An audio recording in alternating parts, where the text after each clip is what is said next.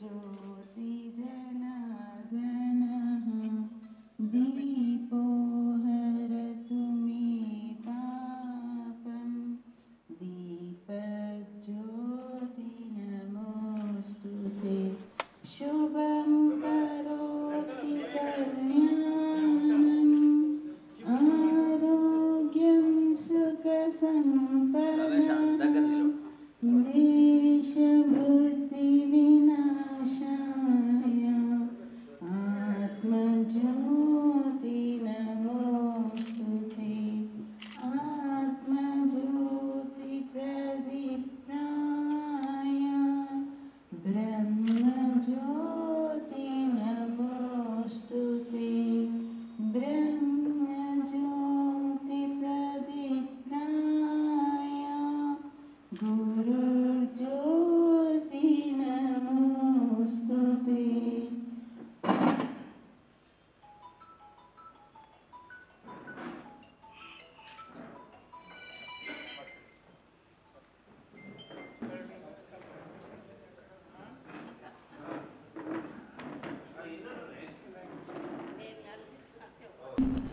పెద్దవాళ్ళు బయలుదేరారు. ఈలోపు మనల్ని ప్రారంభించి ముందుకు సాగదీయవలసిందిగా రిక్వెస్ట్ చేశారు. ఆ ప్రకారం మనం ముందుకు వెళ్తున్నాను. వేదిక పైన ఉన్నటువంటి పెద్దల్ని పరిచయం చేస్తాను. మాన్యులు గువ్వల బాలరాజు గారు ఈరోజు మన కార్యక్రమానికి ఆత్మీయ అతిథిగా విచ్చేశారు. అచ్చంపేట ఎమ్మెల్యేగా 2 సార్లు వారు గతంలో పనిచేశారు. స్వల్ప మెజార్టీతో ఈసారి ఇదైనా వచ్చేసారి అఖండ మెజార్టీతో మళ్ళీ మన ముందు ఎమ్మెల్యేగా కన్నే ఉమారాణి గారు స్థానిక అక్కడ కార్పొరేటర్గా ఉన్నారు. భవిష్యత్తులో కూడా మళ్ళీ కార్పొరేటర్గా విజయం సాధించి మన ముందు ఉంటారు. ఎప్పటికీ వారు అలా ఈ డివిజన్కు సేవలు చేయాలని ప్రార్థిస్తున్నాను.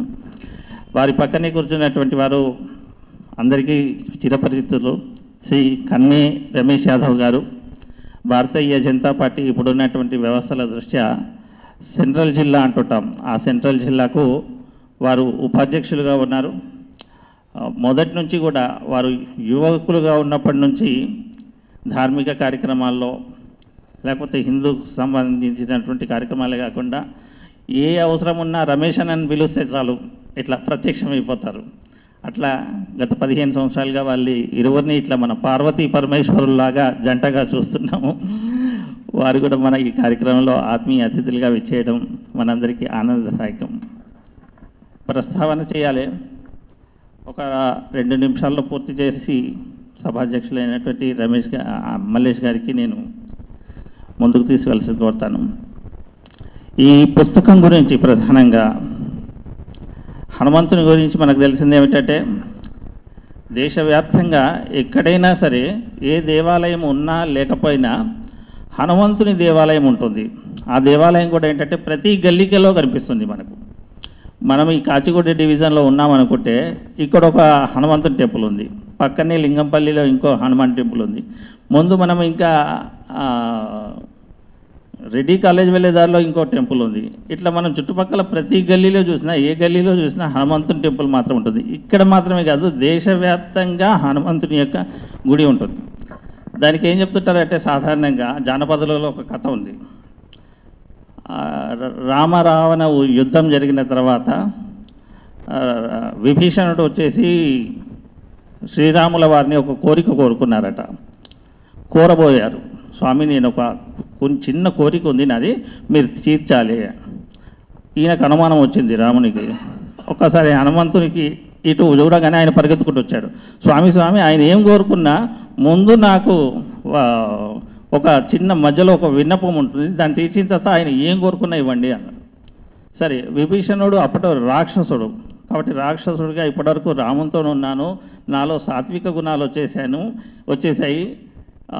మనుషులను తినడము లేకపోతే ఊర్లపైన పడి తినడం అనేటటువంటిది నా యొక్క ప్రవృత్తి, రాక్షస ప్రవృత్తి. కాబట్టి అట్లా తినడానికి నాకు అనుమతించండి అన్నాడట. దానికి హనుమంతుడు ముందే కోరుకున్నాడు. కాబట్టి ఏమన్నా అంటే స్వామి నేను ఎక్కడైతే ఉంటానో ఆ ఊరు వదిలేసి మిగతా ఎక్కడైనా సరే ఆయన తినమనండి అని కోరుకున్నాను. కాబట్టి ఇట్లా ప్రతి ఊర్లో ఎక్కడైతే విభీషణుడు తినడానికి వెళ్తాడో అప్పట్లో అక్కడికి హనుమంతుడు వచ్చేస్తాడు. కాబట్టి ఆయన తినకుండా వెళ్ళాడు అనేటటువంటి జానపదాలలో ఉన్నటువంటి కథ.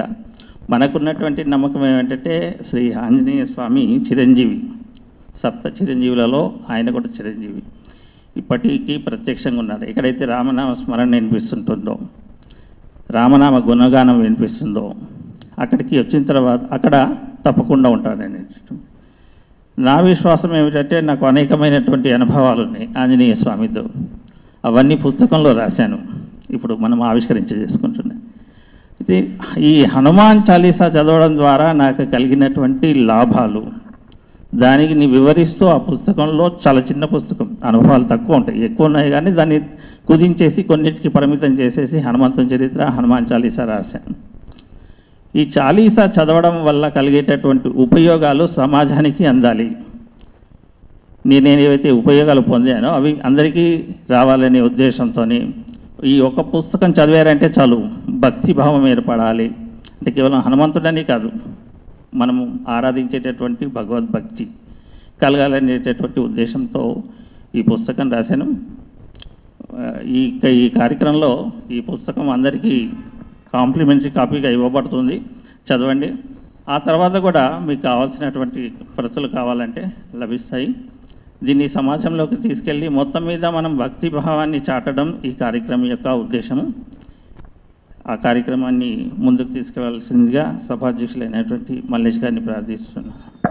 మన ఇండియన్ ఆర్మీ ఒక ఆపరేషన్ కండక్ట్ చేసింది పాకిస్తాన్ మీద. ఏంటిది అది? గట్టిగా చెప్పాలి. ఆపరేషన్ సింధూర్. నేను మన నరేందర్ గారు రాసిన పుస్తకం చదువుతుంటే దాంట్లో సింధూరం ఆంజనేయుడికి ఎందుకు పెడతారు అని చాలా స్పష్టంగా చక్కగా చెప్పాడు. ఓకే, అంటే సింధూర్కి దీనికి ఏదో కనెక్షన్ ఉందనిపించింది నాకు. రెండవది, ఈ పుస్తకం యొక్క గొప్పతనం ఏంటంటే దాంట్లో మొన్న మన వాళ్ళు ఆపరేషన్ త్రిశూల్ చేశారు. మీకు ఐడియా ఉండుంటుంది. త్రిశూల్ అంటే మన 3 సైనిక దళాలు వాళ్ళ శక్తిని ప్రదర్శించాయి. ఓకే, కానీ మనము శక్తిని ప్రదర్శిస్తేనే పక్కోడు భయపడ్డాడు, అది వేరే విషయం. ఇక కొడితే ఏమవుతుంది మీకు తెలుసు, క్లాప్స్ పడాలి కదా దీనికి. అయితే అలాగే ఈ పుస్తకం కూడా ఆపరేషన్ త్రిశూల్ లాగా ఉంది. ఒకటి మన నరేందర్ గారి అనుభవాలు, రెండోది రామాయణంలోని కథలు చిన్న చిన్నగా, అంటే విషయాలు, రామాయణంలోని విషయాలు.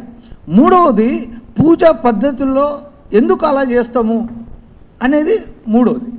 అట్లా ఆపరేషన్ త్రిశూల్ని కూడా మన నరేందర్ గారు కవర్ చేసినట్టుగా నాకు అనిపించింది. ఓకే, కాబట్టి ఈ పుస్తకం చాలా సామాన్యుడికి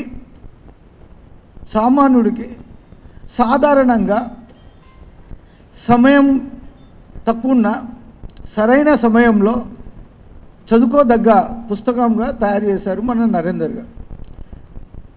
ఇప్పుడు రామరాజ్యాన్ని స్థాపించాలంటే ఆ పని ఎవరితో సాధ్యమవుతుంది? ఎవరితోనవుతుంది? ఆంజనేయుడితోనే అవుతుంది. ఆ ఆంజనేయుడు ఎవరు కావాలి? మనం కావాలి. ఆంజనేయుడు మనం కావాలంటే ఆంజనేయుడు లక్షణాలు మనకు రావాలి. అది రావాలంటే అంతో ఇంతో కాస్త చదవాలి. అది చదవాలంటే పుస్తకం చిన్నగా ఉండాలి, ఈజీగా అర్థం కావాలి. ఆ విధంగా ఈ పుస్తకాన్ని మన నరేందర్ గారు రాశారు. That is a beautiful book అండి. జై శ్రీరామ్. ఓకే, ఇంకో విషయం ఏంటిదంటే మనకు మహత్యాలు జరుగుతాయి అంటుంటారు, మిరాకిల్స్, మహత్యాలు జరుగుతుంటాయి. స్టీవ్ జాబ్స్ ఆయన ఒక స్పీచ్ ఇస్తూ అంటాడు, కనెక్టింగ్ ద డాట్స్ అంటాడు. కనెక్టింగ్ ద డాట్స్ అంటే అక్కడ జరిగినాయి అన్నీ మనల్ని ఒక పెద్ద విషయానికి తయారు చేస్తాయని ఒక స్పీచ్ ఉంది. మీకు వీలుంటే యూట్యూబ్లో చూడండి, కనెక్టింగ్ ద డాట్స్. అదేవిధంగా మనమందరం ఇక్కడ చేరుకున్నామంటే మన బాలరాజ్ గారు, మన యోగి గారు, వీళ్ళందరూ ఇక్కడ వచ్చిరంటే ఎక్కడో కనెక్టింగ్ ద డాట్స్ ఉంది, లేకపోతే ఇక్కడ రామ్ మనం. కరెక్ట్గా చెప్పండి అది. అయితే ప్రతి ఒక్క పుస్తకం వెనుక ఒక వ్యక్తిత్వం ఉంటుంది. ప్రతి ఒక్క పుస్తకం వెనుక ఒక వ్యక్తిత్వం ఉంటుంది. ఆ రచయిత యొక్క వ్యక్తిత్వం ఉంటుంది. మొన్నటి వరకు గొప్ప గొప్ప పుస్తకాలు రాసినటువంటి అరుణ్ షోరీ మొన్న ఒక పుస్తకం రాశాడు, సావర్కర్ గారి మీద new icon the real facts అని వీర్ సావర్కర్ అని కూడా అనలేదు. అంటే ఆయన వ్యక్తిత్వం మారిపోయింది, స్వార్థం వచ్చింది కాబట్టి వీర్ సావర్కర్ అయిపోయింది ఆయనకి. కానీ నేను నరేందర్ గారిని ఎన్నో సంవత్సరాలుగా చూస్తున్నా, చాలా అనుకూలమైన వ్యక్తిత్వము, ఆ సిద్ధాంతాల కట్టబడ వ్యక్తి కాబట్టి అది ప్రతి అక్షరంలో ప్రతిబింబిస్తుంది. కాబట్టి ఈ పుస్తకం ఆవిష్కరణకు వచ్చినటువంటి మన బాలరాజ్ భయ్యాకి, అమ్మకి, అందరికీ పేరు పేరున నమస్కారాలు. ముఖ్యంగా భాస్కర్ యోగి గారిని కలవడం నాకు చాలా ఆనందంగా ఉంది. వారికి సైలెంట్ ఫ్యాన్ని నేను. వారిది అనుకోకుండా ఒక పుస్తకం చదివిన, నిజాం గురించి నన్ను చాలా మోటివేట్ చేసినటువంటి పుస్తకం. ఉత్తరప్రదేశ్లో పోలీస్ బుల్లెట్ అంటే దేశద్రోహులు భయపడతారు, అవునా కాదా? గట్టిగా చెప్పాలి. యోగి రాష్ట్రంలో పోలీస్ బుల్లెట్ అంటే దేశద్రోహులు భయపడతారు. తెలంగాణలో ఈ యోగి మాట అంటే బుల్లెట్ లాగా భయపడతారు దొంగలని. సో వీళ్ళందరూ ఒక స్టేజ్ మీదకి రావడం, ఈ గొప్ప పుస్తకాన్ని మనం ఆవిష్కరించడం, ఎంతమంది వచ్చారు ఇంపార్టెంట్ కాదు. మన ఒక సినిమాలో డైలాగ్ ఉంది, ఎప్పుడు వచ్చినావు ఇంపార్టెంట్ కాదన్నా, బుల్లెట్ దిగిందా లేదా ఇంపార్టెంట్. సో సభ ఎంత నంబర్ ఉంది అది ఇంపార్టెంట్ కాదు, ఏం మనస్తత్వంతో ఇక్కడ వచ్చినాము, ఎంత గొప్ప కార్యక్రమాన్ని మనం చేసుకుంటున్నాము, ఎట్లా ఈ పుస్తకాన్ని ముందుకు తీసుకెళ్తాము అనేది చాలా ఇంపార్టెంట్. వచ్చిన ప్రతి ఒక్కరికి పేరు పేరున ధన్యవాదాలు అండి. క్లాప్స్ మీకే. సో ఇప్పుడు మన బాలరాజు గారు వారు మాట్లాడతారు. వీరి గొప్పతనం మీకు తెలిసే ఉంటుంది. అచ్చంపేటలో 2 సార్లు ఎమ్మెల్యేగా గెలిచారు, తర్వాత కొన్ని కారణాల చేత మిస్ అయింది. మళ్ళా రామరాజ్యాన్ని నిర్మించడానికి మరో యోధుడు మనతో మన మధ్యలో ఉన్నాడు. వారిని నేను స్టేజ్ మీద మాట్లాడవలసిందిగా కోరుతున్నాను. జై శ్రీరామ్, జై శ్రీరామ్. సభాధ్యక్షులు మల్లేష్ గారు, ఈనాటి కార్యక్రమానికి స్థానిక కార్పొరేటర్ గారు రావడం జరిగింది. వారికి, వారి భర్త గారికి, అదేవిధంగా పెద్దలు భాస్కర్ యోగి గారికి, అదేవిధంగా మరి ముఖ్యం కర్త కర్మ క్రియ అయినటువంటి మన నరేంద్ర గారు అద్భుతమైనటువంటి ఆ రీతిలో మమ్మల్ని ఉద్దేశించి పుస్తకం రాసిండ్రని ఇప్పుడే మల్లేష్ గారు చెప్పడం జరిగింది. చాలా సంతోషం. మమ్మల్ని అని అంటే ఆంజనేయుడు, వారు నన్ను ఉత్సాహపరచడానికి ఆంజనేయుడు అంటుండ్రు. కానీ ధర్మం గురించి తెలుసుకొని, అవగతం చేసుకొని, జీర్ణించుకొని పాటుపడడం కోసం ఒక సైనికులను తయారు చేయడానికి ఈ పుస్తకం ఉపయోగపడుతుందని వారి మాటల్లో అర్థమైంది. కాబట్టి డెఫినెట్గా నా అటువంటి వాళ్ళను దృష్టిలో ఉంచుకొని పెద్దలు భాస్కర్ యోగి గారు కానీ, మల్లేష్ గారు కానీ, లేదంటే నరేంద్ర గారు కానీ, రాజకీయాల్లో అయితే నేను ఇక్కడ ఉన్నటువంటి మా కార్పొరేటర్స్ మేమంతా కొంత రెండో మెట్టులో ఉన్నాం, మొదటి మెట్టులో ఏం లేము. ఎందుకంటే వారు 3 సార్లు కార్పొరేటర్గా గెలిచినారు, నేను 2 సార్లు శాసనసభ్యుడిగా ఎన్నికైనా, కానీ 4 సార్లు పోటీ చేయడం జరిగింది. నా గురించి పరిచయం, ఎందుకంటే నేను శాసనసభ్యుడిగా సేవలు అందిండొచ్చు, కానీ ధర్మం విషయంలో పాటిస్తున్నా, కాదని లేనే లేదు. కానీ ముందుకు తీసుకుపోవడం విషయంలో నన్ను వాడుకోవాలనే ఒక ప్రయత్నంలో భాగమే అనుకుంటా ఈ వేదిక నన్ను ఇక్కడికి ఆహ్వానించడం. తప్పకుండా మీరు అనుకున్నట్టుగా పెద్ద మన ధర్మం గురించి, మన జాతి గురించి, మన సంస్కృతి సాంప్రదాయాల గురించి మీరు ఆశించిన స్థాయిలో నేను లేకపోవచ్చు, లేదంటే మాట్లాడకపోవచ్చు. కానీ పాటించే విషయంలో మాత్రం నేను ఎవరినైనా ఛాలెంజ్ చేయగలుగుతా. పాటించే విషయంలో మాత్రం అనుకుంటే ఖచ్చితంగా పాటించేటువంటి వ్యక్తిత్వం నాది. అందుకే ఈరోజు నరేంద్ర గారు మాట్లాడుతూ ఒక విమర్శించడం కాదు, నా గురించి చెప్పడం జరిగింది. అంటే ఇన్ని రోజులు ప్రజాసేవలో బీఆర్ఎస్ పార్టీలో ఉన్నారు, ఇప్పుడు కొత్తగా మన ధర్మంలోకి వస్తున్నట్టుగా వారు మాట్లాడడం జరిగింది. కానీ నాకు ఊహ వచ్చినప్పటి నుండి నేను ఇదే ధర్మాన్ని ఆచరిస్తూ అనుసరిస్తూ ముందుకు పోతా ఉన్నా. కావాలంటే మీ ఇంత హనుమాన్ గురించి ఇంత గొప్పగా మీరు పుస్తకం రాసిండ్రు అని అంటే తప్పకుండా వనపర్తిలో ఉన్నటువంటి చింతల హనుమంతుడు, చింతల ఆంజనేయ స్వామి మీకు అందరికి తెలిసి ఉండొచ్చు.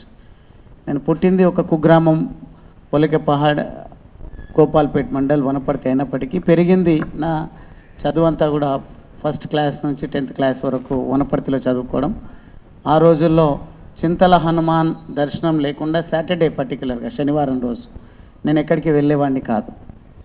అంటే అదే భక్తి ఎప్పటికి కూడా నేను వీడకుండా నేను మొదటిసారి శాసనసభ్యుడిని అయిన తర్వాత అయ్యప్ప మాల కూడా ధరించడం జరిగింది. అంటే మీ కుటుంబ సభ్యుడిగా నన్ను మీరు హత్తుకోవాలని నా తాపత్రయం, అంతకంటే ఏం లేదు. కొత్తగా ఏదో స్ట్రాటజీతోనా ఎత్తుగడతోనా అయిపోయింది బీఆర్ఎస్ శకం, బీజేపీదే భవిష్యత్తు అని మాత్రం రాలేదు. నేను గత 20 సంవత్సరాలుగా ఎంతో కొంత ప్రజాసేవ చేసి ఉన్నా, ధర్మాన్ని పాటిస్తున్నా. కానీ ఇంకో హనుమంతుడి అవతారం ఎత్తాల్సినటువంటి ఆవశ్యకత, అవసరం ఎంతైనా ఉంది అనేది ఈరోజు సమాజం భావిస్తున్నప్పుడు జాతి బిడ్డగా మన ధర్మాన్ని బాగా విశ్వసించే వ్యక్తిగా, భక్తుడిగా, దేశభక్తి దైవభక్తి కలిగినటువంటి ఒక పౌరుడిగా నేను ధర్మాన్ని పాటిస్తున్నది ఇప్పుడున్నటువంటి పొలిటికల్ పార్టీలలో. మా పార్టీ గురించి నేను గొప్ప చెప్పడం కాదు, ప్రస్తుతం ధర్మాన్ని పాటిస్తున్నటువంటి, హిందుత్వాన్ని కాపాడుతున్నటువంటి ఏకైక పార్టీ భారతీయ జనతా పార్టీ. అది నమ్మి ఒకసారి ఎమ్మెల్యే కావాలంటే మీరు ఎక్కడైనా నన్ను చెక్ చేయొచ్చు. నేను ఎప్పుడు మాట్లాడినా ఒకసారి శాసనసభ్యుడిగా కావడం అనేది ఒక ఆశయంగా పెట్టుకున్నా. నా కళ నెరవేరింది. రెండవసారి కూడా నా ప్రజలు ఆశీర్వదించారు. భవిష్యత్తులో కూడా కావాలనే కోరిక ఉన్నప్పటికీ కోరికలు అనంతాలు. అనుకున్న కోరిక అయితే నెరవేరింది. కానీ ఇప్పుడు ప్రస్తుతం ఇబ్బందుల్లో ఉన్నటువంటి మన ధర్మాన్ని, ప్రస్తుతం భారతదేశానికి పొంచి ఉన్నటువంటి ఈ ముప్పు నుంచి ఎవరో వస్తారు మనల్ని కాపాడుతారు అనేది మాత్రం ఒక భ్రమ. మనం కాపాడుకోవడం అంటేనే మన ధర్మాన్ని, మన దేశాన్ని కాపాడుకున్నట్టుగా నేను భావించి ఈ హిందూ ధర్మాన్ని ఒక రాజకీయ పార్టీగా ఉంటూ కూడా ఒక వర్గం యొక్క ఓట్లు మాకు అవసరమే లేదు, మా ప్రజల లోపల గుండె నిండా ధర్మం ఉండి గెలిపించినా ఓడించినా పర్వాలేదు, సంఘటితం అయితే చాలు అనే భావనతోన ఈరోజు భారతీయ జనతా పార్టీ ముందుకు పోతున్నట్టుగా నేను నమ్మి చేరడం జరిగింది. నేను నమ్మింది ప్రస్తుతం మా పార్టీ ఆచరిస్తున్నది కూడా అదే ఉంది. కాబట్టి అనుకుంటా నరేంద్ర గారు అంత గొప్ప పుస్తకం రాసి కూడా మా సోదరిమణిని మళ్ళీ కార్పొరేటర్ గెలుస్తుంది అని చెప్పేసి చెప్పడం అంటే మీ తప్పకుండా ఇండైరెక్ట్గా డైరెక్ట్గా మీ ఆశీర్వాదం, మీ మద్దతు మాకు రాజకీయ రంగంలో ఉంటున్నటువంటి మాకు అందుతుందనే ఒక విశ్వాసం అయితే నాకుంది. కాబట్టి నేను ఇక్కడ వచ్చి మాట్లాడిన ప్రతి మాట హనుమాన్ గురించి, లేదంటే మన బ్యాక్గ్రౌండ్ గురించి, మన చరిత్ర గురించి గొప్పగా మాట్లాడలేకపోవచ్చేమో. కానీ చదువుకున్న పౌరుడిగా ప్రస్తుతం భారతదేశానికి ఉన్నటువంటి ప్రమాదం నుంచి మనల్ని మనం కాపాడుకోవాలనే ఒక సంకల్పం అయితే నాకు ఉంది. కాబట్టి నేను భారతీయ జనతా పార్టీలో చేరే కంటే ముందు, భారతీయ జనతా పార్టీ నాయకుల కంటే ముందు ఈ సంఘ్లో పనిచేస్తున్నటువంటి, ఆర్ఎస్ఎస్లో ఉన్నటువంటి, లేదంటే మీ అటువంటి భావాలు కలిగినటువంటి వాళ్ళందరితో, చాలామందితో నేను ఇంటరాక్ట్ అయ్యి మాట్లాడి వాళ్ళతో మాట్లాడుతున్నటువంటి తరుణంలో ఇంకా నాకు కొంత నేను ఏది తీసుకున్నా చాలా గట్టి నిర్ణయం తీసుకుంటా, గట్టిగా పాటించేటువంటి ప్రయత్నం చేస్తాను. అందుకే మా ఇంట్లో నేను ఎక్కడైనా గ్రౌండ్లోకి వెళ్తా అంటే భయం అనిపిస్తుంది. ఏ గ్రౌండ్ అయినా సరే, అది క్రికెట్ గ్రౌండ్ అయినా సరే, రాజకీయ రంగం అయినా సరే, లేకుంటే సేవా రంగం అయినా సరే, లేకుంటే దోస్తాని అయినా సరే, ఎక్కడికి వెళ్ళినా ఈయన పూర్తి స్థాయిలో లీనమైపోతాడు, మమ్మల్ని ఎవరు పట్టించుకుంటారు అనేది వాళ్ళకు ఒక అభద్రతా భావం. కానీ నా క్యారెక్టర్ ఏందో తెలుసు కాబట్టి నన్ను కొంతకాలం భరించినట్టుగా భావించిన ఈరోజు నేను ఆచరిస్తున్నటువంటి ధర్మాన్ని, నేను పాటిస్తున్నటువంటి విధానాన్నే నా కుటుంబం కూడా పాటిస్తూ ఉంది. అది నాకు నిజంగా చాలా ఊరటనిచ్చేటువంటి అంశం. కాబట్టి తప్పకుండా భవిష్యత్తులో మన ఆలోచనలు, పుస్తకాలు రచించిన, సమావేశాలు, సభలు ఏర్పాటు చేసుకున్న, అది పిడికడ మందుతోనైనా సరే, లేదంటే ఓ సముద్రాన్ని తలపించేటువంటి భారీ బహిరంగ సభలైనా సరే, మన లక్ష్యం ఒకటే ఉండాల్సినటువంటి అవసరం ఉంది. అది మన దేశం, మన జాతి, మన ధర్మం. దీనికోసం మనం ఆలోచించాల్సినటువంటి అవసరం ఉంది. అందుకే ఆర్ఎస్ఎస్ పెద్దలతోనే మాట్లాడుతున్నప్పుడు కూడా వారు నాకు చెప్తున్నప్పుడు పెద్దగా హత్తుకున్నట్టు అనిపించలేదు. గుర్తింపు ఉంది, ఎందుకంటే శాసనసభ్యుడిని అయినందుకు గుర్తుపట్టినరేమో అనుకున్నా. కానీ నా అదృష్టం ఏంటంటే నా ప్రతి దినచర్యలో కూడా నేను ఒక ధర్మాన్ని పాటిస్తున్నా అనేది వారందరికీ తెలుసు. ఎందుకంటే ఇటువంటి కూడళ్ళు ఏవైనా సరే ఈ ధర్మానికి సంబంధించి, దైవత్వానికి సంబంధించి, దేశభక్తికి సంబంధించి ఏ కార్యక్రమాలు జరిగినా కానీ నన్ను వారు చూస్తూ ఉన్నారు, గమనిస్తూ ఉన్నారు. ఈ అబ్బాయి దళిత సామాజిక వర్గం, తర్వాత ఒక రాజకీయంలో ఉన్నాడు, బయటనేమో వేరే ఇంప్రెషన్ ఉంది, కానీ కోపం ఎక్కువ, అగ్రెసివ్ అని.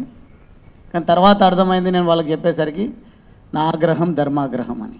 అంటే నేను ధర్మం కోసమే ఆగ్రహించుకుంటా అనేది వారికి అర్థమైంది. కాబట్టి ఆర్ఎస్లో ఉన్న పెద్దలు కానీ లేదంటే మా పార్టీ పెద్దలు కానీ నన్ను స్వీకరించిండ్రు. ఈరోజు నన్ను ఆశీర్వదిస్తూ ఒక స్వేచ్ఛ ఇచ్చి నన్ను ముందుకు ప్రయాణించమని చెప్తా ఉన్నారు. కాబట్టి నేను బీఆర్ఎస్ పార్టీలో 20 సంవత్సరాల పాటు పనిచేసిన నన్ను కాన్స్టిట్యున్సీకే పరిమితం చేసిండ్రు. లేదు అంటే సభలు సమావేశాలు జరిగితే ప్రజలను తరలించడానికి, వాళ్ళ సభా సమావేశాలను విజయవంతం చేయడానికి మాత్రం చాలా పరిపుష్టంగా ఉపయోగించుకోవడం జరిగింది. కానీ ఈరోజు కనెక్టింగ్ డాట్స్ ఏమన్నారు మీరు, కనెక్టింగ్ ది డాట్స్ అన్నట్టుగా నా మూలాలు, నా కనెక్షన్స్ ఎక్కడైతే ఉండాల్సినటువంటి అవసరం ఉందో నేను తీసుకున్నటువంటి ఈ నిర్ణయం వల్ల ఈ డాట్స్ అని మాత్రం నేను అనను, పొటెన్షియల్, కనెక్ట్ ది పొటెన్షియల్. మన ధర్మాన్ని కాపాడేటువంటి బేస్ అవకాశం ఎక్కడైతే ఉందో అక్కడ అందరికీ నాకు ఈ ధర్మము, ఈ ఆచారం పరిచయం చేస్తా ఉంది. దానికి నేను గర్వంగా భావిస్తూ ఉన్నా. తప్పకుండా నా కనెక్షన్ మన ధర్మానికి, మన జాతికి ఎంతో కొంత మేలు చేకూరుస్తుంది అనేది మాత్రం భరతమాత ముందు, ఆంజనేయ స్వామి ముందు, మీ అందరి ముందు కూడా నేను మాటిస్తూ ఉన్నా, నా విశ్వాసాన్ని వెల్లపిస్తూ ఉన్నా. రాబోయే రోజుల్లో మీరే చూస్తారు. ఆ రోజేమో నేను ఎంచుకున్న లైన్ అది తెలంగాణ ఉద్యమం కాబట్టి తెలంగాణ రాష్ట్ర సాధన కోసం మీ అటువంటి ఇంటలెక్చువల్స్ పనిచేస్తున్నారు, యువకులు, విద్యార్థులు పనిచేస్తున్నారు. రాజకీయాల్లోకి వచ్చినటువంటి వాళ్ళు కొందరేమో మేధోమదనం జరుపుతూ ఉద్యమాన్ని రచిస్తున్నారు. నా ఏజ్ గ్రూప్ వాళ్ళు కొంతమంది ఫెరోషియస్గా పనిచేస్తున్నారు. క్యారెక్టర్ వేరైనా భిన్నంగా ప్రదర్శన చేయాల్సినటువంటి అవసరం ఏర్పడ్డది. నేను కూడా చదువుకున్నా. నేను I did my PhD in Lalo PhD చేసిన తర్వాత నేను ఎన్నికల్లో ఓటమి పాలైన తర్వాత ఐఎస్బిలో 1 year పబ్లిక్ పాలసీలో ఒక కోర్స్ చేసిన, 18 లక్షల రూపాయల ఫీజు వెచ్చించి. అంటే డెఫినెట్గా నేను ఒకవేళ నేను క్లెయిమ్ చేసుకోమంటే నేను కూడా ఇంటలెక్చువల్ని. కానీ ప్రతి ఒక్కరు ఇంటలెక్చువల్ అని, ప్రతి ఒక్కరు విద్యార్థి అనే, ప్రతి ఒక్కరు రకరకాలుగా వాళ్ళు క్లెయిమ్ చేసుకొని పరిమితం అయిపోతే ఈ ధర్మాన్ని పాటించాల్సి, ఎక్కడ గందరగోళానికి గురవుతుందో సమాజము, లేకుంటే రాముడు ఎక్కడ గందరగోళానికి గురవుతాడని హనుమంతుడు ఎట్లయితే రియాక్ట్ అయ్యి నివారించిండో ఆ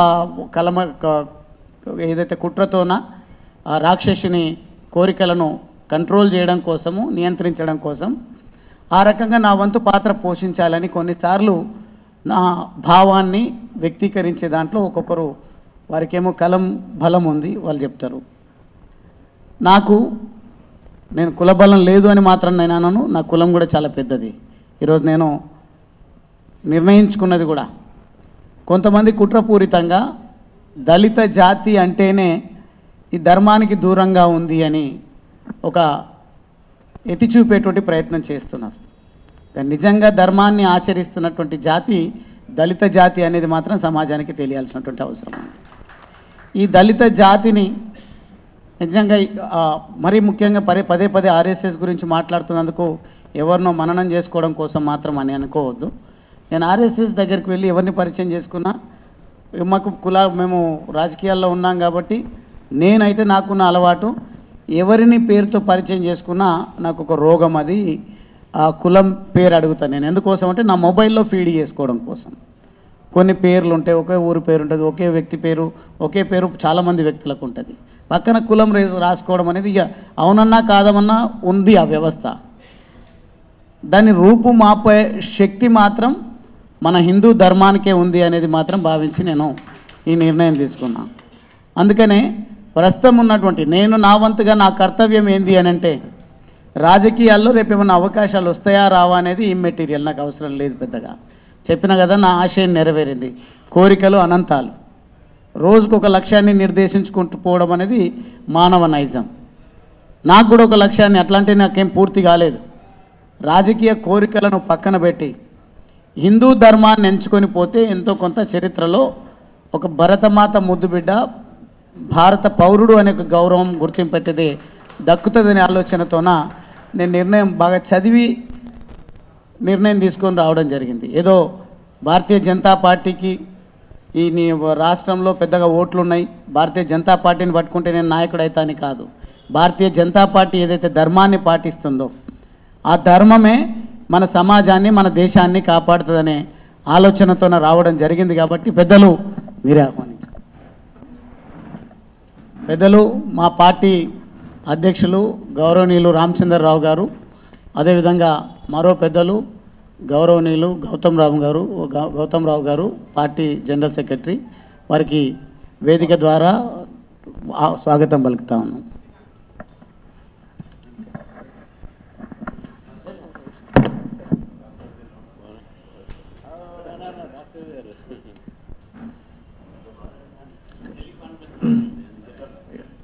సో వేదికని అలంకరించినటువంటి మన రాష్ట్ర బీజేపీ అధ్యక్షులు ఎన్ రామచంద్రరావు గారికి ఒక్కసారి అందరు క్లాప్స్ కొడుతూ వారికి స్వాగతం పలకాలని కోరుతున్నాం.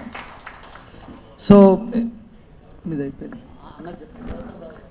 మన బీజేపీ జనరల్ సెక్రటరీ గౌతమ్ రావు గారికి కూడా స్వాగతం పలుకుతున్నాం. ఒకసారి వారికి గట్టిగా క్లాప్స్ కొడుతూ మనం స్వాగతం పలుకుతాం. మీ స్పీచ్ సెక్రటరీ ఇద్దరు కూడా ఈరోజు వివిధ కార్యక్రమాల్లో బిజీగా ఉన్నటువంటి కారణంగా నేను అక్కడ నేను కూడా పార్టిసిపేట్ చేసిన. ఇంతకుముందు చెప్పింది కదా మల్లేష్ గారు, కనెక్టింగ్ ది డాట్స్ అనేది ఇప్పుడు ఆ పాత్ర నేను పోషిస్తున్నా. కాబట్టి మా వాళ్ళు వచ్చే వరకు, మా పెద్దలు వచ్చే వరకు కొద్దిసేపు మీతో మాట్లాడదామని నేను ప్రయత్నం చేసిన. ఇంకెక్కువగా మాట్లాడను, కానీ ఒకటి మాత్రం మీ అందరి ముందు మాటిస్తూ ఉన్నాం. నరేంద్ర గారు రచించినటువంటి ఆ పుస్తకం ఏదైతే ఉందో ఆ సందేశాన్ని వంట పట్టించుకొని మరో హనుమంతుడి అవతారం అయితే ఎత్తేటువంటి ప్రయత్నం చేస్తాం మన ధర్మాన్ని కాపాడే విషయంలో. కాబట్టి మీ అందరూ కూడా దయచేసి ఒక విషయాన్ని దృష్టిలో పెట్టుకోవాలి. ఇంతకుముందు నేను ఇక్కడికి వచ్చే సమయంలో నాతో పాటు కొంతమంది రావడం జరిగింది. వచ్చినప్పుడు నేను అక్కడ హెల్డప్ అయి ఉండిపోయి కొంచెం ఎంత వచ్చిందా, మీటింగ్ స్టార్ట్ అయిందా అంటే రాలేదన్నా, ఎవరు రాలేరు, ఒక 5-10 మందే ఉన్నట్టున్నారు అని అంటే మంచిది వస్తున్నా అంటే మళ్ళీ తక్కువ ఉన్నగానే వస్తున్నారు అంటున్నారు, కన్ఫ్యూజన్లో ఉన్నారంటే క్లారిటీతో ఉన్న బాబు నేను వస్తున్నా. తెలంగాణ ఉద్యమంలో కూడా ప్రొఫెసర్ జయశంకర్ ఆదిలాబాదులో ఉంటూ గద్వాల్లో ఒక 5 మంది తెలంగాణ నేపథ్యం గురించి చర్చిద్దాము అంటే ఆర్టీసీ బస్సులో వచ్చేవారు అనేది నాకు తెలిసిన సమాచారం. అదే ప్రేరణ తెలంగాణ ఉద్యమంలో పనిచేసిన విశ్వాసం ఉన్నది, విజయం సాధించిన ప్రత్యేక రాష్ట్రంగా తెలంగాణ ఏర్పడ్డది. ఇప్పుడు మన ధర్మాన్ని, మన దేశాన్ని, హిందుత్వాన్ని కాపాడుకోవాలంటే అప్పుడు ఆ మేధస్సు ఉపయోగపడ్డది. ఇప్పుడు ధర్మాన్ని కాపాడేటువంటి దేశభక్తి, దైవభక్తి ఉన్నటువంటి వాళ్ళను నేను వాళ్ళకు జత కడితేనే కొంత బలం చేకూరుతుంది. నా వంతు కూడా నేను కొంత ప్రేరణ పొందడానికి ఆస్కారం ఉంటుందని ఈ హిందూ ధర్మానికి దగ్గరున్నటువంటి ఏకైక పార్టీ భారతీయ జనతా పార్టీలో చేరి పనిచేస్తూ ఉన్నా. దయచేసి మీరందరూ కూడా మా ధర్మాన్ని మేము పాటిస్తూ ఉంటాం రాజకీయంగా, మీ ధర్మాన్ని మీరు పాటించండి. అంతిమంగా ఆపరేషన్ సింధూర్ విజయవంతమైనట్టుగా మన దేశాన్ని విచ్ఛిన్నం చేయాలి, మన శక్తిని డైల్యూట్ చేయాలని ఎవరైనా భావిస్తే సంఘటిత శక్తిని ప్రదర్శిద్దాం. హిందూ బంధువులంతా ఒక్కటే అని చాటి చెప్పే విధంగా మనం ముందుకు పోదామని సందర్భంగా తెలియజేస్తూ ఇంత గొప్ప అవకాశాన్ని కల్పించిన వేదికకు ప్రత్యేకమైనటువంటి ధన్యవాదాలు తెలియజేస్తూ నేను సెలవు తీసుకుంటా ఉన్నాను. సో మన గువ్వల బాలరాజు గారు మాట్లాడుతూ వారి స్పీచ్లో నేను ఇంకా నెక్స్ట్ ఆంజనేయుడిలాగా ధర్మాన్ని కాపాడడానికి నా వంతు ప్రయత్నం చేస్తా అని చెప్పారు. వారికి ఒకసారి మనం అందరము అభినందిస్తాం. వారు చెప్తే ఒక మాట అన్నారు, నేను ఏ గ్రౌండ్లో దిగినా గట్టిగా దిగుతా అన్నాడు. సో ఇప్పుడు గ్రౌండ్లో గట్టిగా దిగాలి, ఎందుకంటే అపోజిషన్ టీమ్స్ వాళ్ళ బౌలింగ్ చాలా దాటిగా పడుతూ ఉన్నాయి. కాబట్టి ప్రతి బాల్ని 6 కొట్టగల దమ్ము ధైర్యం ఎవరికైనా ఉందంటే అది బీజేపీ పార్టీకే ఉంది. కాబట్టి సో మీరు కూడా ఒక మంచి బ్యాట్స్మెన్ కావాలని కోరుకుంటున్నాం. ఇప్పుడు పుస్తక ఆవిష్కరణకి స్టేజ్ పై ఉన్న పెద్దలందరూ రామ్ సార్,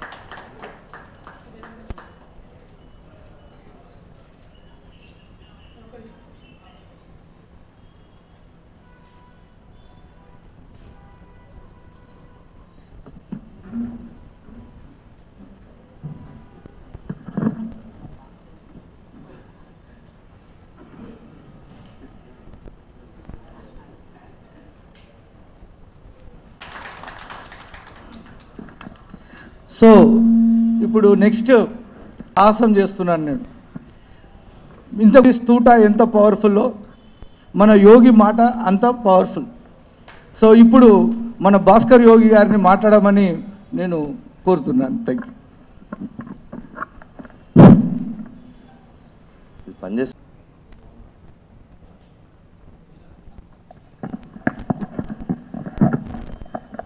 అంగేషు ఏ లోకానాం స్థితిమావహంత్య విహతాం స్త్రీ పుంసయోగోద్భవాం తే వేదత్రయమూర్తయస్త్రిపురుషా సంపూజితా వసురైర్భూయాసు పురుషోత్తమాంబుజభవ శ్రీకందరాశ్రేయసే. రామాయ రామభద్రాయ రామచంద్రాయ వేదసే రఘునాథనాథాయ సీతాయా పతయే నమః. ఆంజనేయుడి యొక్క జీవితం తన జీవితంతో ఎట్లా లింక్ అయి ఉందో, ఆంజనేయుడి భక్తికి తాను ఎలా రిలేట్ అయి ఉన్నాడో ఆ విషయాలన్నింటినీ శ్రీ ఆంజనేయ కరుణామృతం అనే పేరుతో పుస్తకంగా వెలువరించినటువంటి మిత్రులు జర్నలిస్టు శ్రీ నరేంద్ర గారి యొక్క పుస్తకావిష్కరణ సభలో ఈ సభకు అధ్యక్షులుగా ఉన్నటువంటి పెద్దలు మానసిక శిక్షణ నిపుణులు శ్రీ మల్లేష్ గారు, ఈ పుస్తకానికి ఆవిష్కరణ చేసి ఈ సభకు శోభను చేకూర్చడానికి విచ్చేసినటువంటి పెద్దలు భారతీయ జనతా పార్టీ రాష్ట్ర అధ్యక్షులు శ్రీ ఎన్ రామచంద్రరావు గారు, అట్లానే మనందరికీ సిటీలో సుపరిచితులైనటువంటి పెద్దలు గౌతమ్ రావు గారు, భారతీయ జనతా పార్టీ ప్రధాన కార్యదర్శి గారు, సభావేదిక పైన ఉన్నటువంటి కన్నె ఉమా రమేష్ యాదవ్ గారు, ఇందాకనే మాట్లాడి వెళ్ళినటువంటి మిత్రులు గువ్వల బాలరాజు గారు, నరేంద్ర గారు, నా ముందు కూర్చున్నటువంటి పెద్దలారా, పట్టుమని 10 కొంపలుగా కూడా లేని పల్లెల్లో కూడా శ్రీ ఆంజనేయ స్వామి దేవాలయం ఉంటుందని జానపదంలో ఒక మాట ఉంది. దానికి వారు ఒక జానపద కథను ఇందాక చెప్పారు. ఎక్కడెక్కడైతే భూత ప్రేత పిశాచాది దుష్టశక్తుల యొక్క బాధలు ఉంటాయో ఆ బాధల్ని తొలగించడానికి ప్రతి చోట శ్రీ ఆంజనేయ స్వామి ఉంటాడు అనేది. సరే, మనందరికి తెలుసు, ఇక్కడ ఉన్నటువంటి వాళ్ళందరిలో దాదాపుగా ఏ చిన్న సమస్య వచ్చినా మొట్టమొదట వినాయకుడు తొలిదైవం కావచ్చు, కానీ చెప్పుకునేది మాత్రం శ్రీ ఆంజనేయ స్వామికి అనేది అందరికీ తెలుసు. ప్రతి వాళ్లకు ప్రాథమికమైనటువంటి భక్తి ఆంజనేయ స్వామి నుంచే ఏర్పడుతుంది. చాలామంది కమ్యూనిస్టులు నాస్తికులు కూడా చెప్పుకున్నారు, మేము చిన్న ఉన్నప్పుడు ఆంజనేయ స్వామి గుడి అంటే మాకు ఇష్టం ఉండేది, ఆ గుడిలో మేము వెళ్ళి పూజలు చేసేవాళ్ళం, ఎప్పుడన్నా ఏదైనా భయం వేస్తే మేము శ్రీ ఆంజనేయ స్వామిని తలుచుకునేది అని. కాబట్టి ఆంజనేయ స్వామి కేవలం ఈ భూత ప్రేత పిశాచాది రాక్షస బాధలకు సంబంధించినటువంటి వాడేనా, ఆయన జీవితంలో ఇంకేదైనా మనం నేర్చుకోదగినటువంటి అంశం ఉందా అనేది నరేంద్ర గారు ఒక మంచి పరిశోధనను రామాయణంలో ఒక సుందరాకాండలాగా చిన్న పుస్తకం 56 పేజీల చిన్న పుస్తకంలో వారు అనేక విషయాలు తన జీవితంలో ఎట్లా ఆంజనేయ స్వామి ఉన్నాడో మొదలుకొని ఆంజనేయ స్వామి యొక్క చరిత్రను కూడా ఆ పుస్తకంలో వారు వెలువరించి మన ముందు పెట్టారు. మొట్టమొదటి అట్లాంటి ఆంజనేయ స్వామి యొక్క కృపను మనందరికీ అందించాలని ప్రయత్నం చేసినటువంటి నరేంద్ర గారికి అభినందనలు తెలియజేస్తూ ఉన్నాను. రామాయణంలో మొత్తం 6+1 7 కాండలు ఉంటే 7 కాండల్లో ముఖ్యంగా 6 కాండలు మాత్రమే మనం ప్రధానంగా భావిస్తాం. 24,000 శ్లోకాలలో ఈ 6 కాండల్లో 5 కాండల్లో రాముడు హీరో, అంటే రాముడు నాయకుడు. కానీ ఒక్క కాండలో అంటే సుందరాకాండలో మాత్రం హీరో ఎవరు అంటే ఆంజనేయ స్వామి. అసలు ఆంజనేయ స్వామి యొక్క పాత్ర ప్రవేశమే సుందరాకాండలో జరుగుతుంది. మొత్తం రామాయణంలో అయోధ్యకాండ, అరణ్యకాండ, కిష్కింధకాండలో ఆయన ప్రవేశం జరుగుతుంది. సుందరాకాండలో ఆయన యొక్క విజృంభణ కనిపిస్తుంది మనకు. కాబట్టి ఆ సుందరాకాండలో మొత్తం ఆంజనేయుని యొక్క శక్తి మనకు తెలుస్తుంది. ఆంజనేయ స్వామిని గురించి చెప్పేటటువంటి గ్రంథాలు కూడా 2 ఉన్నాయి. ఒకటి కిష్కింధ సుందరాకాండ రామాయణం అనుకోండి ఇక మొత్తం కలిపితే. రెండోది పరాశర సంహిత అని ఒక ఉపాసనా గ్రంథం. ఈ 2 గ్రంథాలు ఆంజనేయ స్వామిని గురించి విశేషంగా తెలుపుతాయి. అందరికీ తెలిసింది ఏంటంటే ఆంజనేయ స్వామి జీవితం చాలా తక్కువ తెలుసు. ఆంజనేయ స్వామి యొక్క హనుమాన్ చాలీసా తులసిదాస్ రాసినటువంటి తులసి చాలీసా, తర్వాత ఆంజనేయ స్వామికి సంబంధించిన తెలుగు వాళ్ళైతే దండకము, హనుమాన్ బాణం అని ఒకటి ఉంటుంది, ఉత్తర దేశంలో బాగా వాడతారు, మనం పాడం దాన్ని, తక్కువ మన దగ్గర. అదే హనుమాన్ చాలీసా అంతా పాడతారు వాళ్ళు కూడా. ఈ 2-3 విషయాలు మాత్రం ఆంజనేయ స్వామికి సంబంధించి అందరికీ కనెక్ట్ అయి ఉంటుంది. కానీ అందరికీ ఒక మాట మాత్రం గట్టిగా తెలుసు. ఆ మాట ఏంటంటే ఆంజనేయుడు స్వయం సేవకుడని, ఆయన రామభక్తుడని, రామభక్తిని ఈ ప్రపంచంలో ప్రచారం ఆంజనేయ స్వామి చేసినంత గొప్పగా ఎవరు చేయలేదని మాత్రం అందరూ నమ్ముతారు. ఆయన చరిత్ర పెద్దగా తెలియకున్నా కానీ అలా నమ్ముతారు. ఆంజనేయ స్వామి ఆయన మొత్తం రామసేవకు రామనామానికి అంకితమైనటువంటి వాడు. ఆయనకు రామభక్తి మాత్రమే కాదు, రామశక్తి కూడా ఆయనకు ఉన్నది. కాబట్టి 1427లో అయోధ్యలో రామమందిరం కూలగొట్టిన తర్వాత ఆ రామమందిరంలో ఉండేటటువంటి శక్తినంతా తీసుకొచ్చి అక్కడే ఉండేటటువంటి సంకటమోచన్ హనుమాన్ దేవాలయం ఏదైతే ఉందో అందులో నిక్షిప్తం చేసిరట, దాచిపెట్టిరట. మొన్న అందుకే అయోధ్యలో రాముని ప్రతిష్ఠ జరిగినప్పుడు కూడా ఆ శక్తిని మళ్ళీ తీసుకెళ్ళి అక్కడ పునఃప్రతిష్ఠ చేసినట్టుగా చెప్తారు. కాబట్టి ఆంజనేయ స్వామి రామభక్తికి రామశక్తికి కారకుడైనటువంటి వాడు, స్వయం సేవకుడు. ఆయన నిస్వార్థమైనటువంటి భావనతోటి రామభక్తిని ఆచరించిన వాడు, చెప్పినవాడు కాదు. అట్లాంటి ఆంజనేయుడు అంటే ఎవరికి ఇష్టం ఉండదు, అందరికీ ఇష్టం ఉంటుంది. అలాంటి ఆంజనేయుని యొక్క జీవితాన్ని తన చిన్న చిన్న మాటలతో చిన్న చిన్న సంఘటనలతో ఈరోజు మన ముందు పెట్టారు నరేంద్ర గారు. స్థూలంగా ఒక 4-5 విషయాలు మీ ముందు పెట్టి నేను ఉపన్యాసం ముగిస్తాను. ఆంజనేయ ఇప్పుడు మనం అందరం ప్రపంచంలో చాలా భక్తి చూస్తున్నాం. ఎక్కడ చూసినా నదీ స్నానాలు, మన కుంభమేళలో 60 కోట్ల మంది స్నానాలు చేసిండ్రు. ఎక్కడ చూసినా ప్రతి కుటుంబంకి వెళ్ళి తిరుపతి సంవత్సరానికి ఒకసారి వెళ్తూనే ఉంటారు. ఎవరింట్లో చూసినా దారాలు, ఎవరింట్లో చూసినా బొట్లు, ఎవరింట్లో చూసినా విభూతులు, ఎక్కడ చూసినా జెండాలు, ఎక్కడ చూసినా ఊరేగింపులు అన్నీ జరుగుతున్నాయి. కానీ ఆంజనేయ స్వామి ఆయన యొక్క మార్గం ఏంటి, ఆయన భావం ఏంటి, అది హృదయంలో ఉందా? హృదయేష్ అర్జున తిష్టతి అన్నాడు కదా కృష్ణుడు. హృదయం నుంచి ఆంజనేయ స్వామికి రిలేట్ అయి ఉన్నామా లేదా అనేది చాలా ముఖ్యమైనటువంటి విషయం. మన దగ్గర ఆంజనేయ స్వామి భక్తి ఉందా, రావణ భక్తి ఉందా అని అందరం ఆలోచించుకోవాలి. ఇవాళ సొసైటీలో రావణుడు ఏం చిన్నవాడు కాదు. రావణాసురుడు మనలాగా ఏదో 9 గంటలకు లేచి కాఫీ అయిందని అడిగేటోడు కాడు. పొద్దున్నే 4 గంటలకు బ్రాహ్మీ ముహూర్తంలోనే లేచి 1 కోటి లింగాలకు అర్చన చేసి, 7 సముద్రాల స్నానాలు చేసి, 1 కోటి లింగాలకు అర్చన చేసి, సామవేద గానం చేసే సామవేది, వైశేషిక ఆచార్యుడు, వైశేషిక దర్శనం మొత్తం తెలిసినటువంటి వాడు రావణాసురుడు.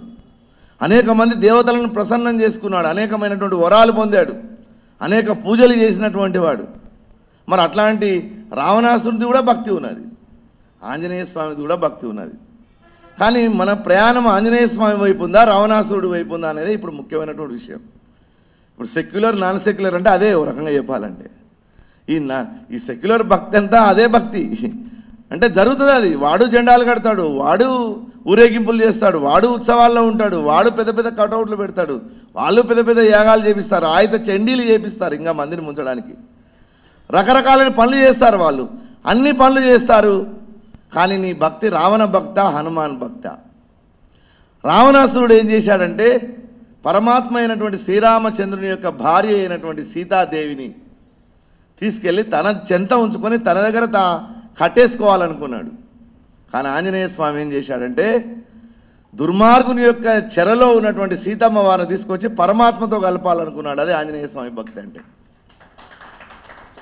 అమ్మవారిని తీసుకెళ్ళి బంధించాలనుకున్నటువంటి వాడేమో రావణాసురుడు, ఆ అమ్మవారిని తీసుకొచ్చి పరమాత్మకు జత చేయాలని చూసినటువంటి వాడు ఆంజనేయ స్వామి. అందుకే ఆంజనేయ స్వామిని గురుస్వరూపం అంటాం మనం. ఎందుకు గురువు అంటే మీరు ఆలోచించండి, ఈ ప్రపంచంలో ఎక్కడైనా బంగారు జింక ఉంటుందా? సీతమ్మకు ఆ మాత్రం తెలియదా? మిథిలా నగరంలో సాక్షాత్ జనక చక్రవర్తి దగ్గర చదువుకున్నటువంటి ఆమె, ఆయన కూతురు, ఆమెకు బంగారు జింక ఉండదా తెలియదా? దీంట్లో ఉన్నటువంటి తాత్వికమైన విషయాన్ని ఒక్కసారి మనం ఆలోచిస్తే శ్రీరామచంద్రుడు పరమాత్మ, సీతమ్మ వారి జీవాత్మ. ఈ పరమాత్మ జీవాత్మ ఇద్దరు ఎప్పుడు కలిసి ఉంటారు. జీవుడు ఎప్పుడైతే పరమాత్మ నుంచి విడిపడతాడో ఏం జరుగుతున్నదో అక్కడ రామాయణం చెప్తూ ఉన్నది మనకు. అంటే ఫర్ ఎగ్జాంపుల్ ఈ మనది నాకు బంగారు జింక కావాలి అన్నది అంటే జీవుడు ఏం చేసినంటే పరమాత్మ నుంచి పక్కకు జరగడానికి కోరికల్లోకి పరిగెత్తిండు.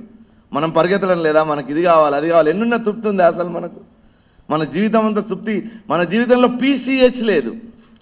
పీసీహెచ్ అంటే పి అంటే పీస్, సి అంటే కంటెంట్మెంట్, హెచ్ అంటే హ్యాపీనెస్. శాంతి, సంతృప్తి, ఆనందం, ఈ మూడు ఎవరి దగ్గర లేవు. ఈ పీసీహెచ్ లేకపోవడం వల్ల అందరికీ ఎస్బీహెచ్లు వస్తున్నాయి.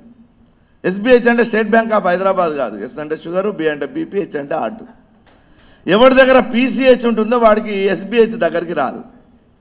పీసీహెచ్ లేనటువంటి వాళ్ళంతా ఎస్బీహెచ్ ఎమ్మడి పరిగెత్తు ఉన్నారు. మరి సంతృప్తి మనకి ఎక్కడైనా ఓ పదవిలో సంతృప్తి ఉందా?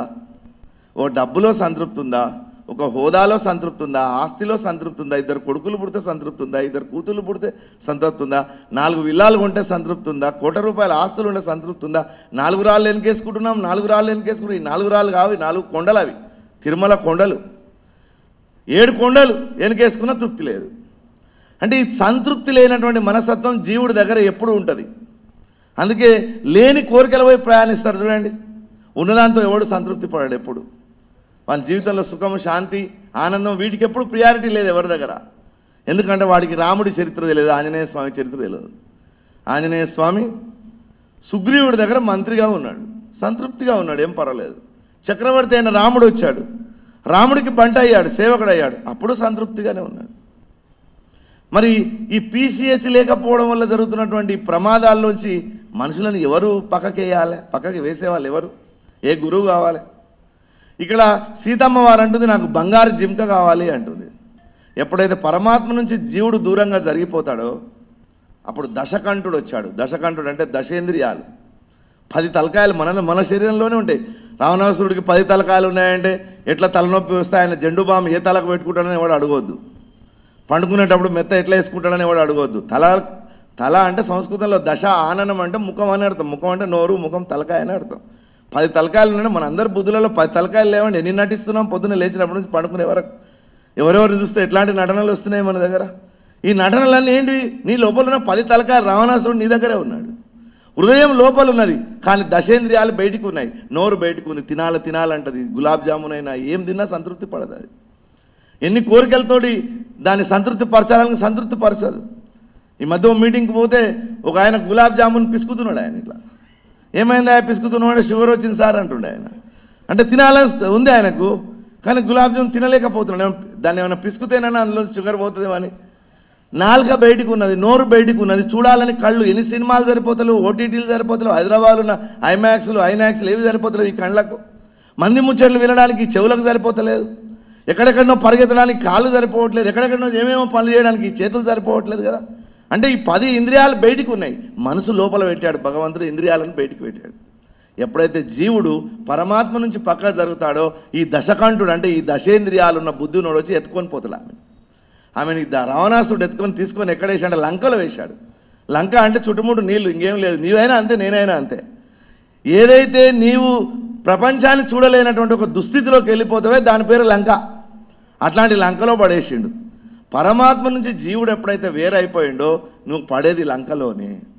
నిన్ను ఉద్ధరించాలంటే ఎవరు కావాలి? అప్పుడంటే గురువు కావాలి, జ్ఞానం ఉన్నవాడు కావాలి. అందుకే ఆంజనేయ స్వామి వచ్చాడు. ఆ దశేంద్రుని యొక్క బందీగా ఉన్నటువంటి సీతమ్మ వారిని లంకలోంచి తీసుకొచ్చాడు, మళ్ళీ పరమాత్మతో కలిపాడు. ఇది ఆంజనేయ భక్తి. ఆంజనేయ స్వామికి రావణాసురుడి భక్తికి ఉన్నటువంటి తేడా. రాత్రి 10 అవుతున్నది, సీతమ్మ వారు అక్కడ కూర్చొని ఉన్నారు. ఆంజనేయ స్వామి వచ్చాడు. వస్తే అన్నది, నాయన నువ్వు ఇంకా వెళ్ళి పడుకో, ఇప్పుడు 10 అయింది, నువ్వు రావద్దు లోపలికి అని అన్నది. ఎందుకు రావద్దు? ఎంత అమాయకత్వ భక్తి చూడండి ఆంజనేయ స్వామి అంటే. క్రుక్కుడు నేచర్ లేదు ఆయన దగ్గర, కుట్ర బుద్ధి లేదు, వంకర టింకర బుద్ధి లేదు ఆంజనేయ స్వామి దగ్గర. ఏమీ లోపల కపటాలు కల్మషాలు కూడా లేవు ఆయనకు.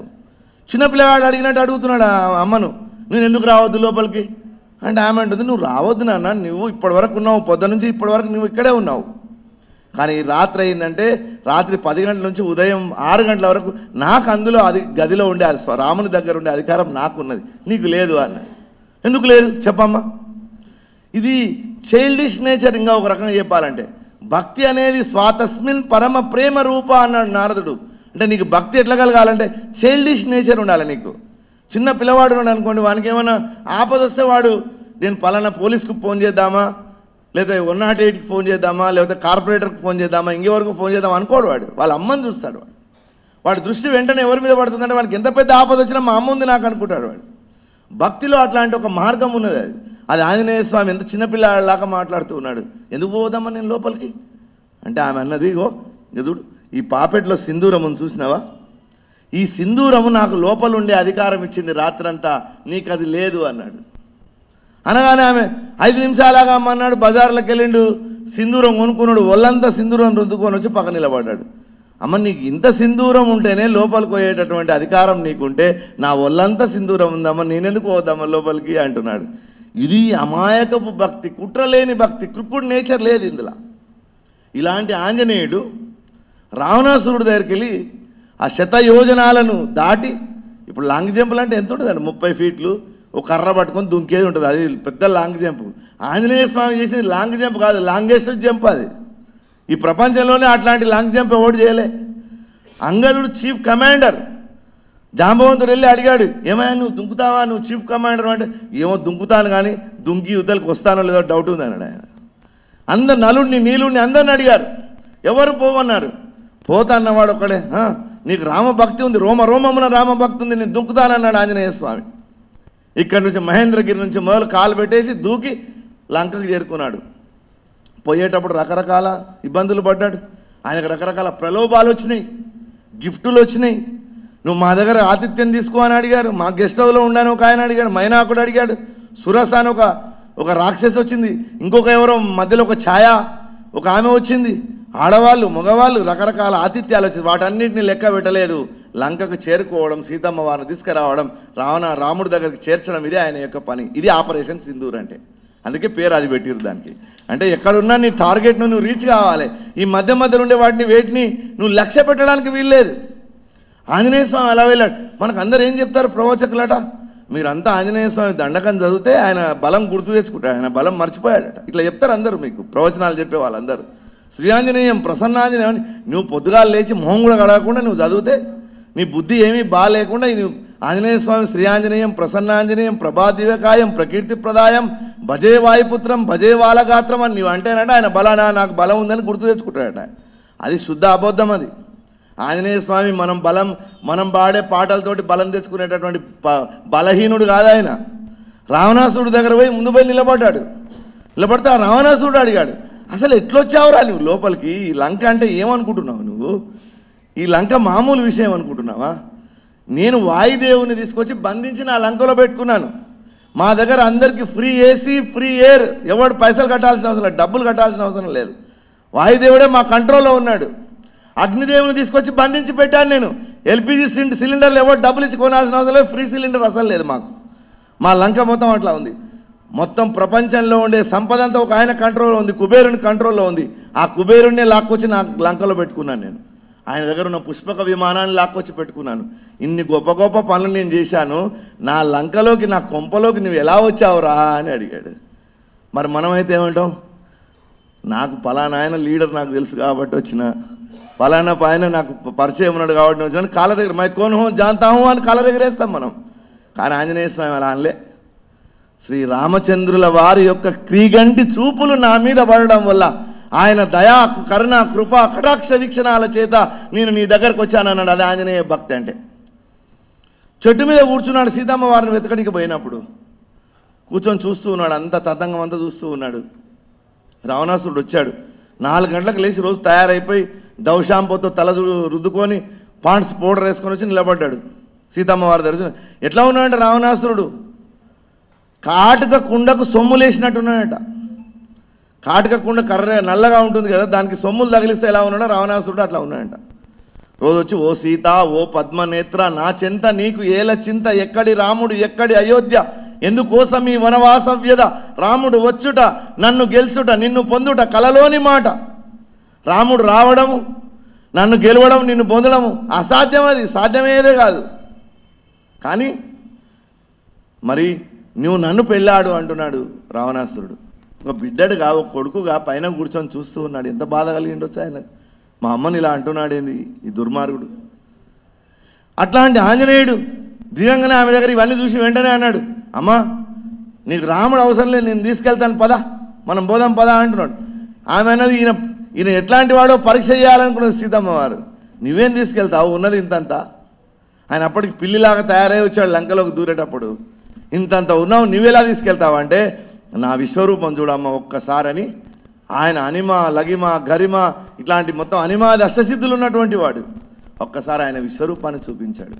ఇట్లా హనుమ రామాయణంలో ఒక అద్భుతమైనటువంటి మంత్రిలాగా కనిపిస్తాడు, ఓ గురువులాగా కనిపిస్తాడు, ఒక సాహసిలాగా కనిపిస్తాడు, ఒక యోధుల్లాగా కనిపిస్తాడు, ఏ ప్రలోభాలకు లొంగనటువంటి వ్యక్తిగా కల్పిస్తాడు, ధైర్య సాహసాలు కలిగినటువంటి వ్యక్తిగా కల్పిస్తాడు, నిస్వార్థమైనటువంటి బుద్ధి ఆయనది. ఎప్పుడు రాముని పాదాలు నాకు కావాలంటాడు, రాముని యొక్క అనుగ్రహం నాకు కావాలంటాడు, రాముని యొక్క శక్తియుక్తులు నాకు కావాలంటాడు. అట్లాంటి ఒక అద్భుతమైనటువంటి భావం ఆంజనేయంతో కనబడుతుంది. అట్లాంటి ఆంజనేయ స్వామి స్వయం సేవకులమైనటువంటి మనందరికీ ఈ దేశంలో ఆదర్శం. ఆ ఆంజనేయ స్వామి యొక్క స్వయం సేవక బుద్ధి మన హృదయంలో నింపుకొని దేశం కోసం ధర్మం కోసం ఇవాళ అందరం పనిచేయాల్సినటువంటి అవసరం ఉందని తెలియజేస్తూ, మరి నరేంద్ర గారు ఇట్లాంటి ఆంజనేయ స్వామి పుస్తకాన్ని మనందరికీ అందించినందుకు వారికి శుభాకాంక్షలు తెలియజేస్తూ ముగిస్తున్నాను. స్వస్తి.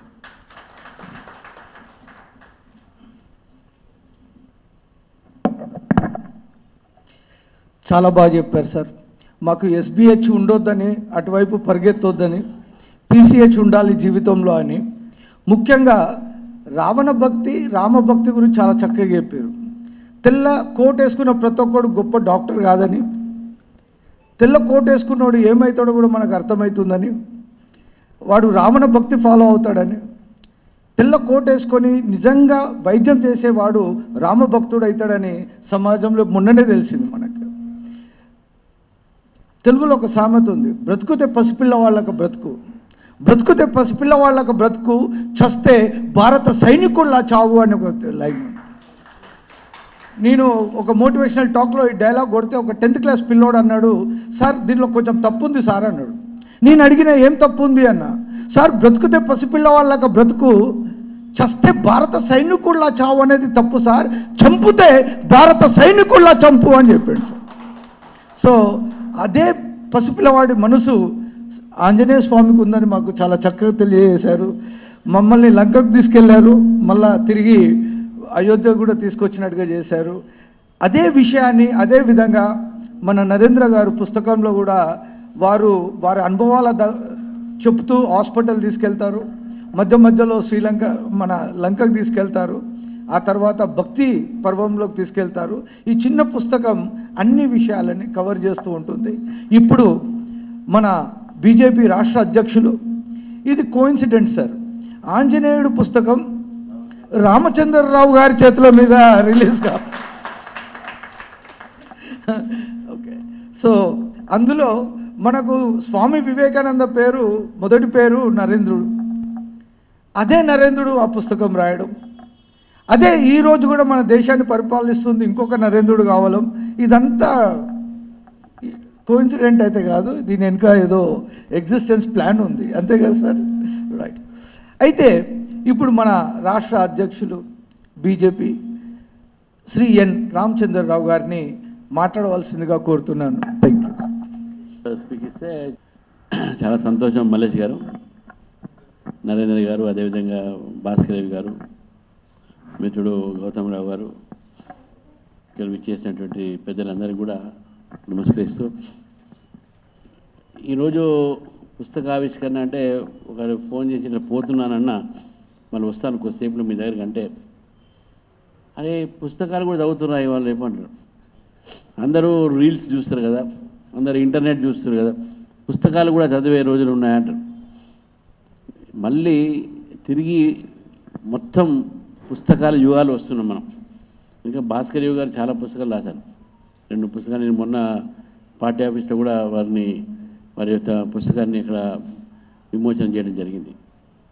ఈరోజు పుస్తకాల ద్వారా చాలామంది మంచి విషయాలు, కొత్త విషయాలు దూకుతా ఉన్నాయి. టీవీ ఎంత పాపులర్ అయినా న్యూస్ పేపర్ విలువ దగ్గలే, అది మనం గుర్తుపెట్టుకోవాలి.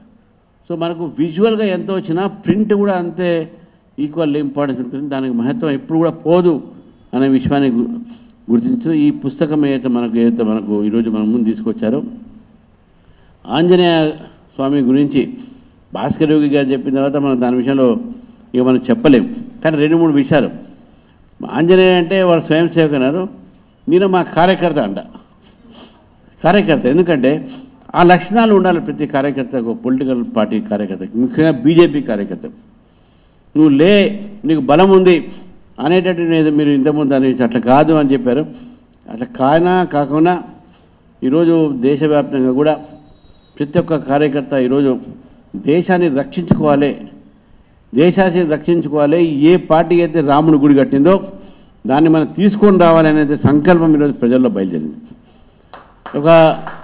మొన్న జరిగినటువంటి ఒక బీహార్ ఎలక్షన్స్ కానివ్వండి, లేకుంటే మీరు చూసినటువంటి మన జూబ్లీ హిల్స్ ఎలక్షన్ కూడా మీకు చెప్తాను. మీకు జూబ్లీ హిల్స్ ఎలక్షన్స్లో బీజేపీ ఓడిపోయిండొచ్చు, కానీ అక్కడ ఒక విషయం మనం చూడాలి, గెలిచింది ఎవరు?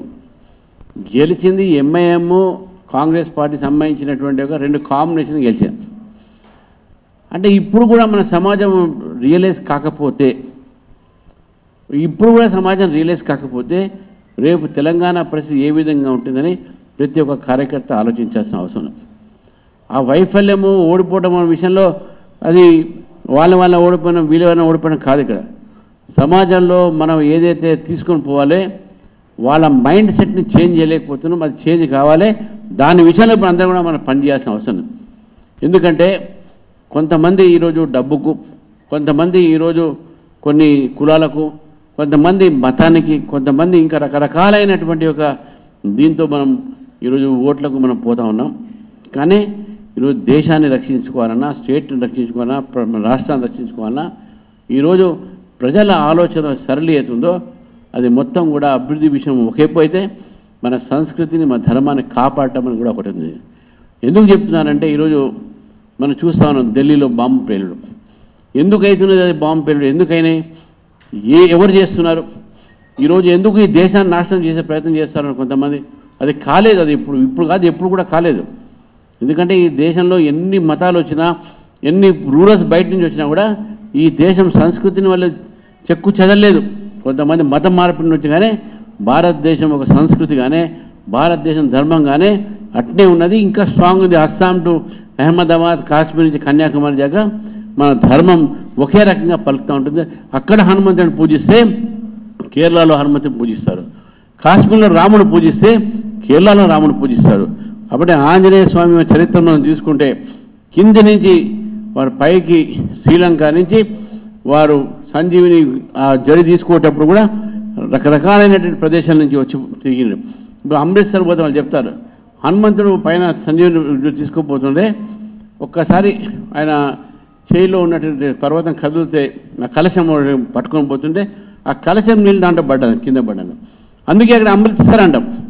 ఈరోజు అమృత్సర్ నీరు పవిత్రమైన నీరుగా భావిస్తారు. అమృత్సర్లో ఉన్నటువంటి ఒక ఏదైతే ఫుడ్ కానీ దాని వాటర్ కానీ ఉంటే అది ఒంటికి మంచిదని చెప్తారు. అంటే మన ఆలోచన, మన భారతదేశంలో మనకు ఉన్నటువంటి ఒక ఏవైతే గాథలు అయితే ఉన్నాయో అది ఆనాటి నుంచి ఈనాటి వరకు కూడా ఏక భారత్ అక్కడి నుంచి కదా మొత్తం ఒకటే అనేటటువంటి విషయాన్ని మనం చూస్తూ ఉంటాం.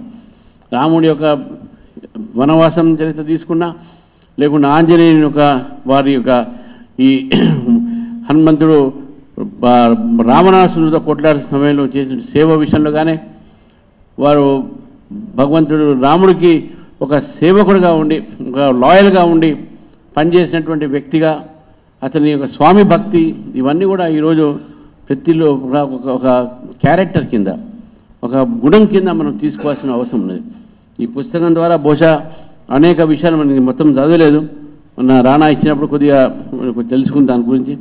కానీ ఏది ఉన్నప్పుడు కూడా మన భావి తరానికి మన ఒక ధర్మం గురించి, మన సంస్కృతి గురించి, మన దేవత గురించి చెప్పాల్సిన అవసరం లేదు.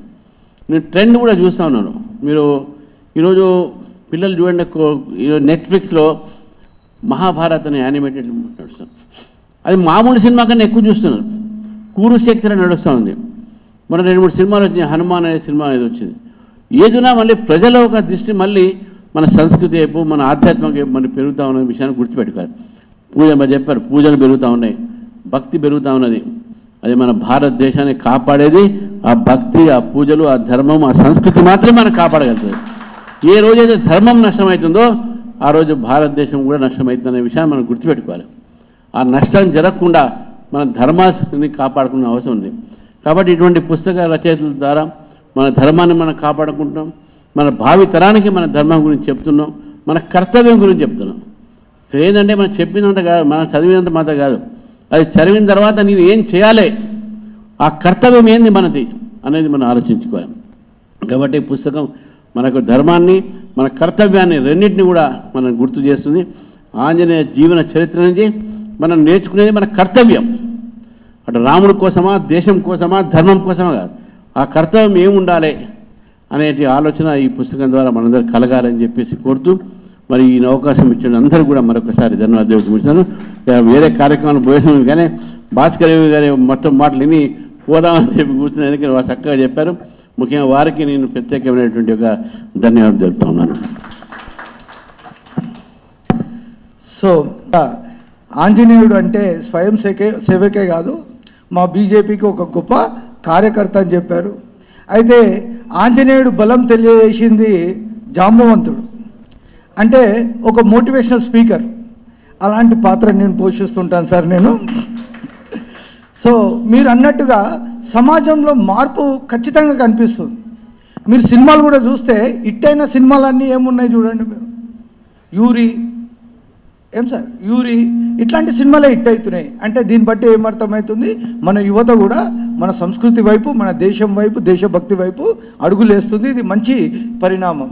మొన్న కార్ బాంబు పేలినప్పుడు కూడా ఎవరో చెప్తా ఉన్నారు, కాపాడింది ఆ శివుడు అని. ఎందుకంటే ఎదురుగా శివుడి గుడి ఉంది, తుప్పున పేలిపోయాడు వాడు, వాని దేవుడు వాడిని కాపాడలేకపోయాడు, కేల్కతం దుకాన్ బంద్. అది త్రిశూల్కున్న పవర్. సో ఇప్పుడు మన అతిథులకు అందరికీ సత్కారం కార్యక్రమం ఉంటుంది. దాన్ని నరేందర్ గారు ముందుండి నడిపేయాలని.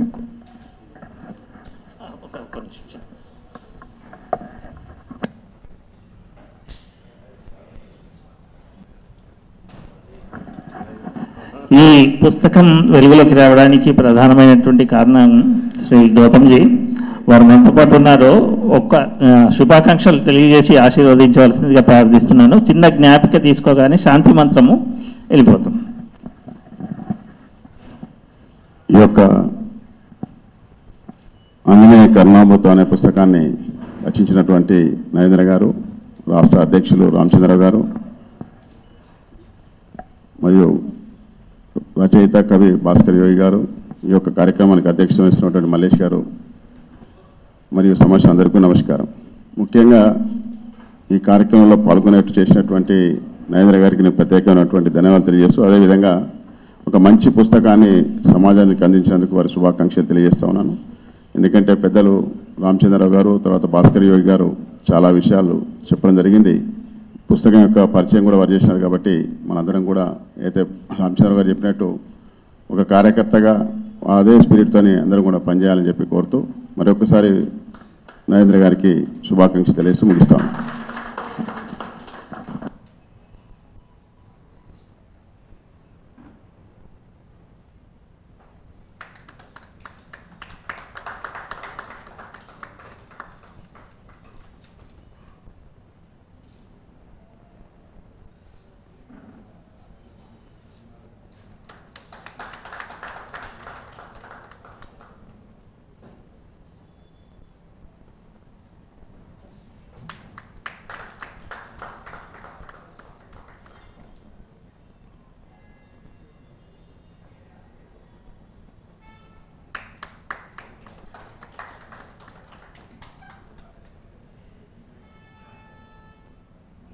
ఆఫ్ థ్యాంక్స్ శాంతి మంత్రం ఓట్ ఆఫ్ థ్యాంక్స్ శాంతి మంత్రం.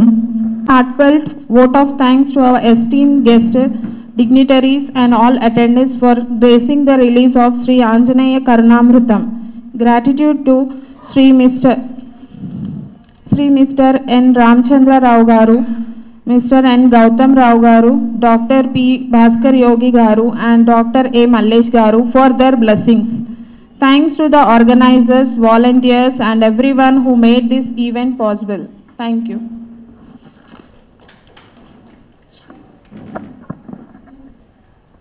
शांति मंत्र. ओम सर्वे भवन्तु सुखिनः सर्वे सन्तु निरामया सर्वे भद्राणि पश्यन्तु मा कश्चित् दुःखभावहे. ओम शांति शांति शांति.